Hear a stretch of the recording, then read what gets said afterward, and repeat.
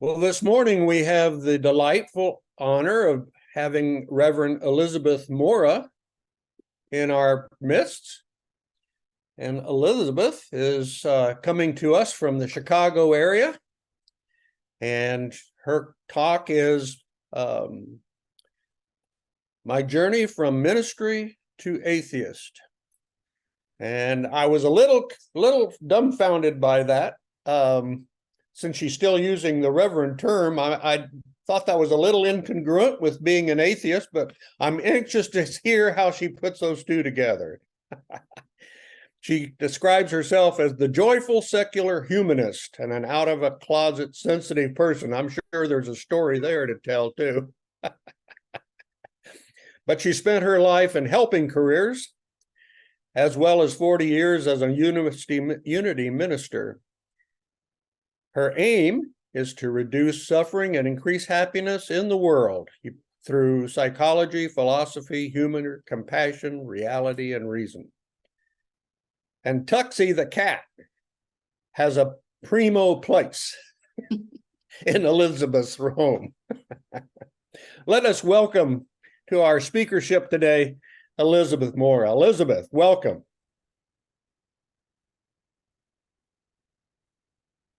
I was driving down the road years and years ago, and that's where this journey starts.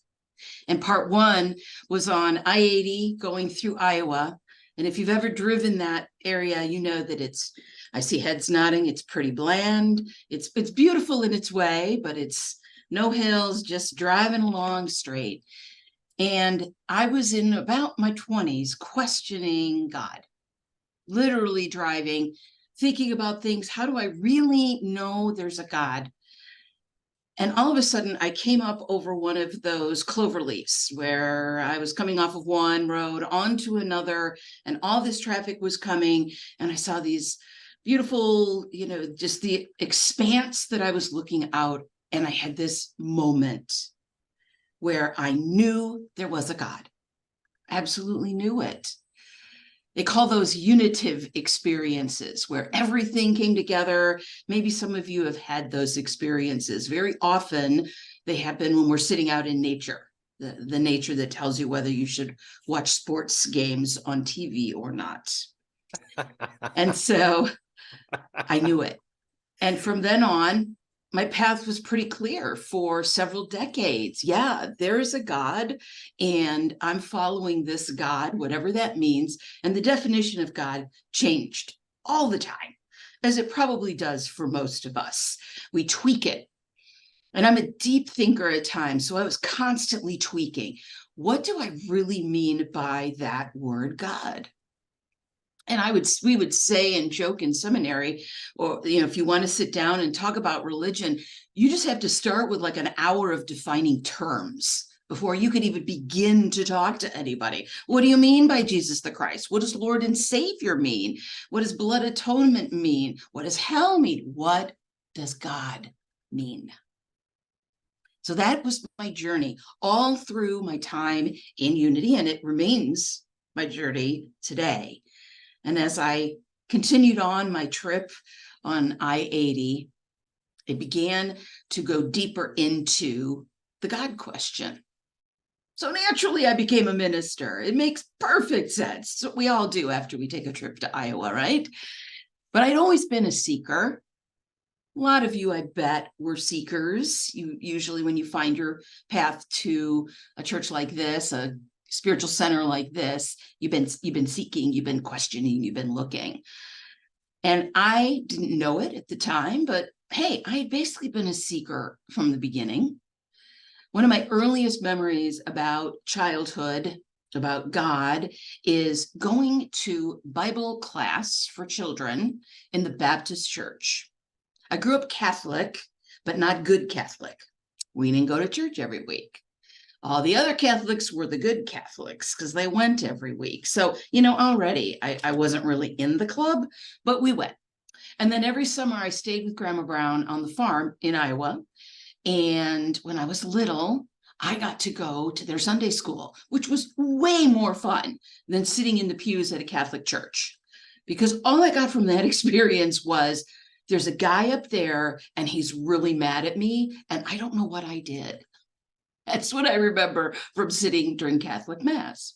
But in Bible study at Grandma's church, we got to play with toys, we got puppet shows, we got to color, and it was a very positive experience.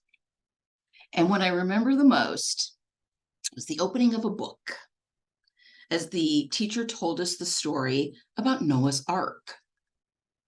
P.S. Side note, not a story really to tell children. So there we are with this mass genocide of water killing the entire planet. And I will never forget the image that was on that page.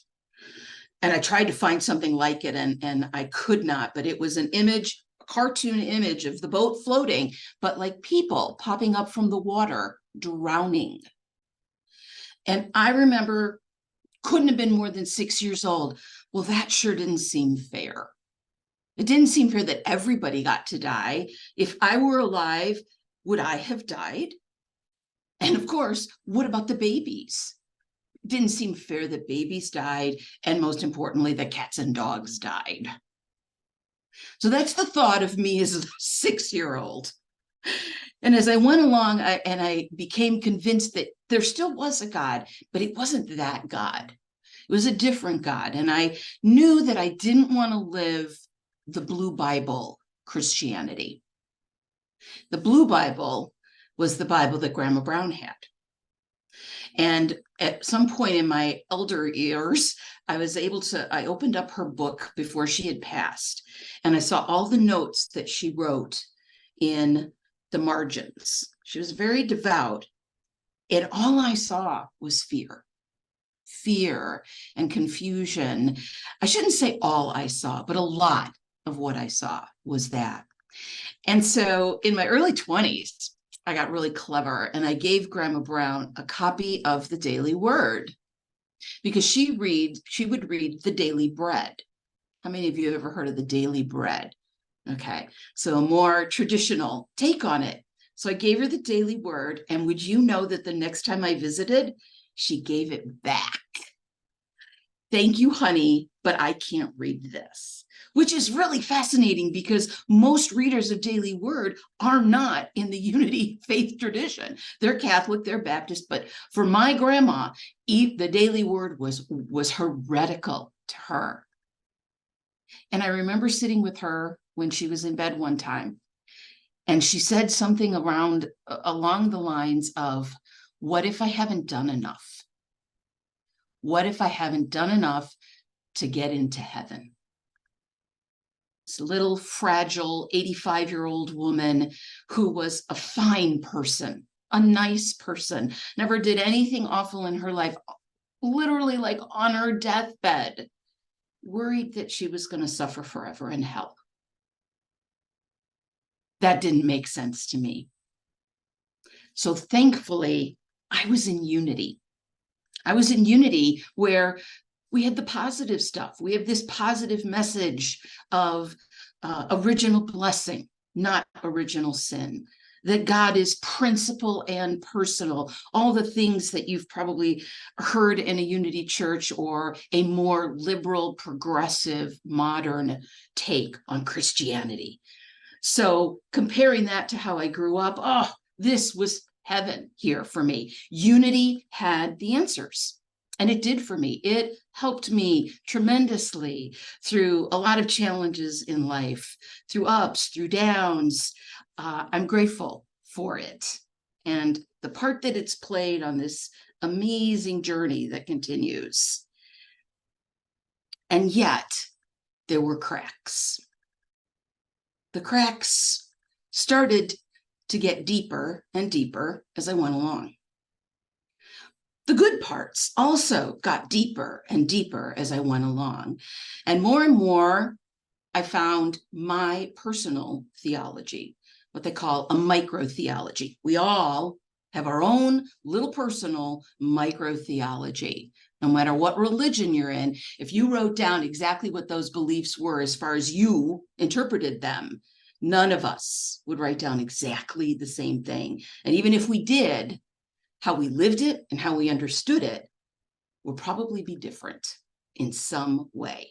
So we basically have 7 billion religions running around the world right now. And so this personal one theology of mine started to veer very much towards psychology and philosophy and self-help, positive psychology, neuroscience, neurobiology, especially in the last, what would we say, maybe 10, 20 years. Oh my gosh, with fMRIs exploding, how they test our brains, understand what meditators' brains do. I was fascinated, and I still am fascinated about that. And I didn't want to admit it to myself as a minister, but really, I was more teaching psychology than theology. I struggled with using the word God because what it meant to so many people.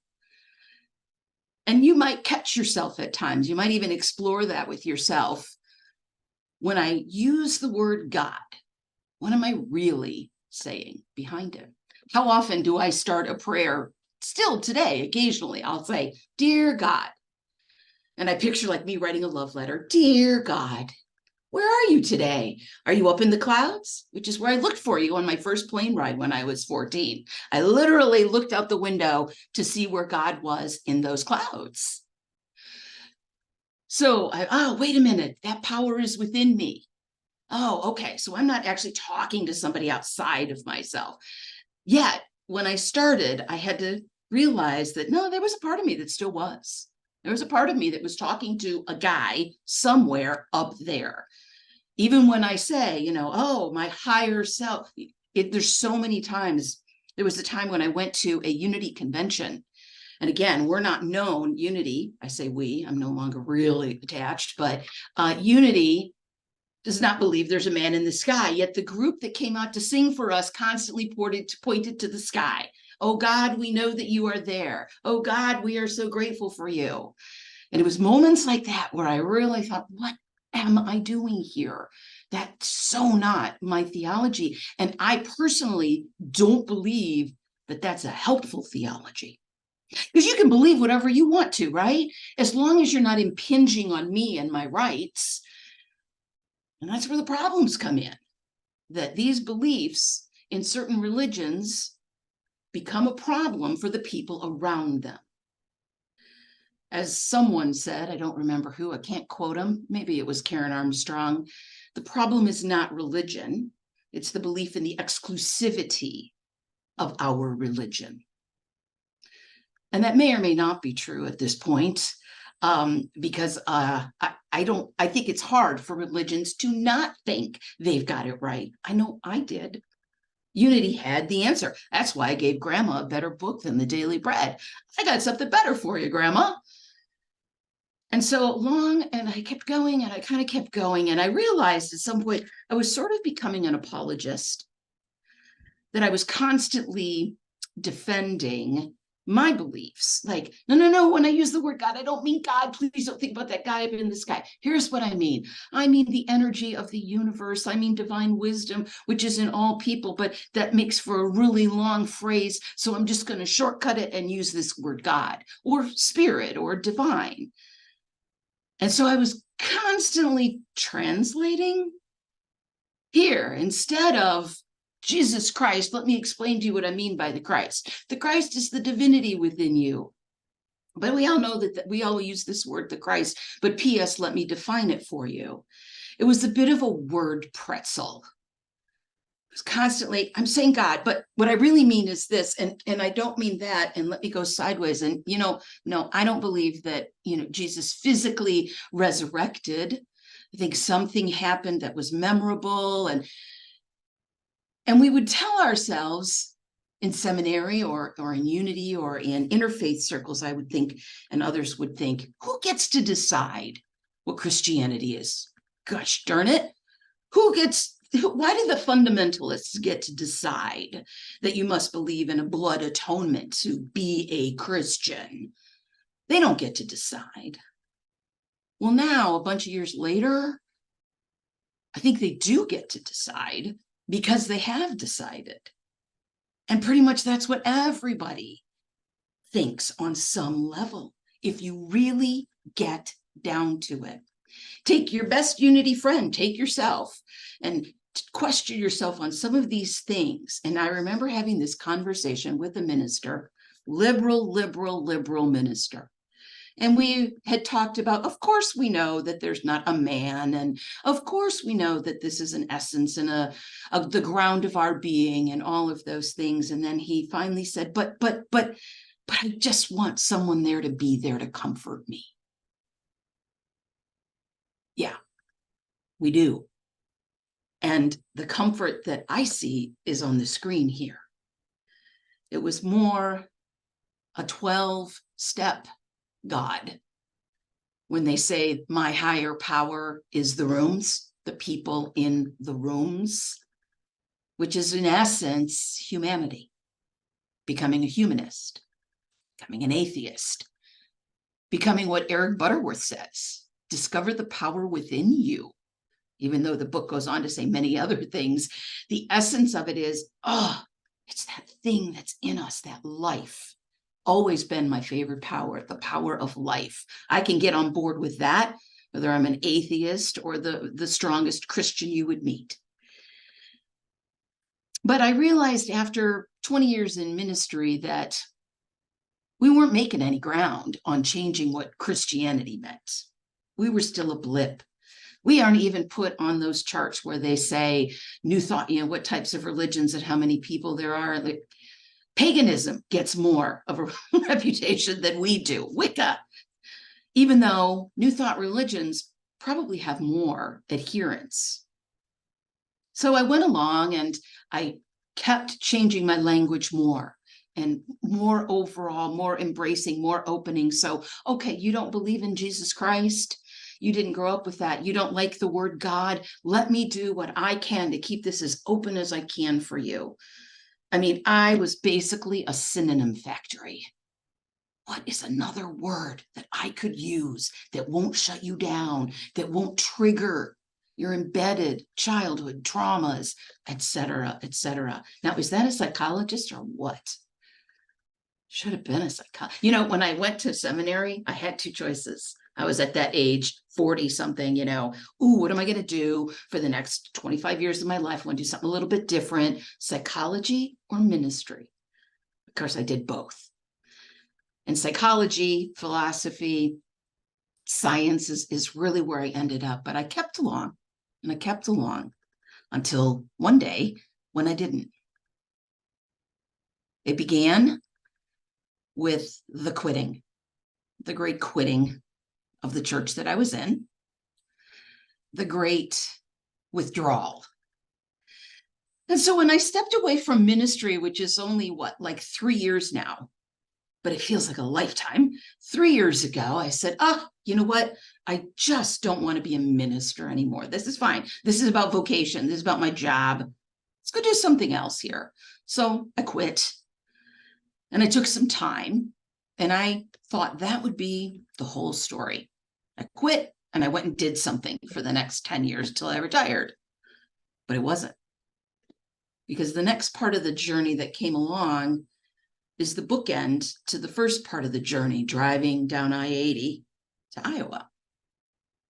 This time I wasn't driving. I was sitting on a beautiful terrace, just looking out at nature, not even mountains, just some rolling hills in Marin County. Beautiful. Left the church a few months ago. Yeah, I'm good with this. I know I don't want to be a minister anymore, but here I am, still the same Reverend Elizabeth. What do we do? And then I had another moment. It's the only way to explain it. Another one of those unitive moments that I had when I was 20 something. Only this time, it was exactly the opposite. I sat there and I looked at cars driving and the amazing vista that I was looking at and feeling happy in my heart. And I knew there was no more God. There never was a God. And that concept no longer worked for me in any way. In an instant, it dropped. course, it wasn't an instant, right? It was years building up of questioning, exploring, and reading and meditating. And right then, I didn't need it anymore. And I realized it's just not helpful to me. It was helpful, and I believe that it was scaffolding. Perhaps I could say a crutch, but I'll say scaffolding that worked for me. Now, is that scaffolding of religion and a God concept truly needed? I personally don't think so, but we'll kind of never know because it's baked into the system, folks. No matter where you pretty much grow up, there's a God concept. Even if you aren't in a religious household, that the question of God is placed before you. Is there? Isn't there? What is it? Under whatever name you call it. It's there. And especially my personal experience in America, of course, it's a question. And back when I was growing up, pretty much everyone was still going to church or had some affiliation. So it was already there. No one ever said to me, hey, this whole thing can be questioned too. Until I got a little older. Until I had my own questions. And then finally, when it was gone, here's what I got. Relief. I got relief. And that's always been a sign for me when I'm struggling with a decision and you finally make and you get to the other side, like, I feel some relief here. Because no longer was I a pretzel trying to change this. And so I studied and I read some more. And there had been this quote in a book by Sam Harris, Letter to a Christian Nation. Sam Harris is one of the new atheists. And he said, basically, all you liberal spiritual people out there, you don't get off the hook for the damage that religion does do. So if we could say, hey, we could probably all agree that religion wasn't great during the Crusades and what it does to women and things like that. So the problems that we might all agree upon that are there, hey, unity didn't have anything to do with those kinds of things. That's why I always felt pretty safe. And he said, you don't get off the hook because you're still part of the bigger system. And having learned so much about systems over the last probably 10 years, 20 years, and it reminded me of something that the Buddhist teacher Thich Nhat Hanh taught. And he taught that he didn't drink. It was one of the precepts. It's often a precept that a Buddhist takes, is not to take in harmful substances. Well, what if I just enjoy a glass of wine? That's not harmful. But the industry of alcohol is harmful overall to what it does to families, to alcoholics, to addicts. So to be in line and to be supportive of his brothers and sisters for which alcohol is a problem, he doesn't drink and he doesn't contribute to that system. Now, I can't claim to have gone that far. I'll have the occasional Baileys and cream at Christmas time, but it stuck with me that the individual choices that I make are part of that bigger system. So am I mindful about this when I do this? And it was the same way then with religion or even spirituality, because spirituality can become code for religion, a stronger belief. And the spirituality, many of us in spirituality then would still be comfortable using some of the same language and taking some of the traditions of the traditional religions with us. And so I was in a quandary there. How much of this can I keep with and go forward, and how much of it keeps me tied? And the other fascinating question that Sam Harris brought to me, I believe it was in the same book, was, do you think, and you get to ask yourselves this, do you think overall in history, even right now, is religion helpful or hurtful? Helpful or hurtful? Adaptive or maladaptive? And taking it as I looked on a whole, Even 20 years ago, my answer was, oh no, I don't think it's helpful, but I think unity is helpful. I think spirituality and new thought and positive thinking is helpful. Okay, well then let's go with that. And so for me, separating out, even where they overlap, saying this is a field, the field of humanity, of secular humanism, that I feel is helpful. And for me, drops that God baggage. And what it's led to is me being lighter, even happier. There are still some concepts that I do struggle with. I won't deny that. Things that I question, and I keep reading. And what I've noticed, though, primarily is that by dropping all of those concepts of the thing that we can't explain, spirituality, even spiritual, the word spiritual, the thing beyond. What if there's nothing beyond? What if it just is? This is it. This is it. We are it. That is so empowering to me. We are enough. The tagline of my email is, humanity is enough. Oh, we're not perfect. We're messed up in many ways, but our answers are within us. The answers are within the problems. Humanity is both the problem and the solution for me.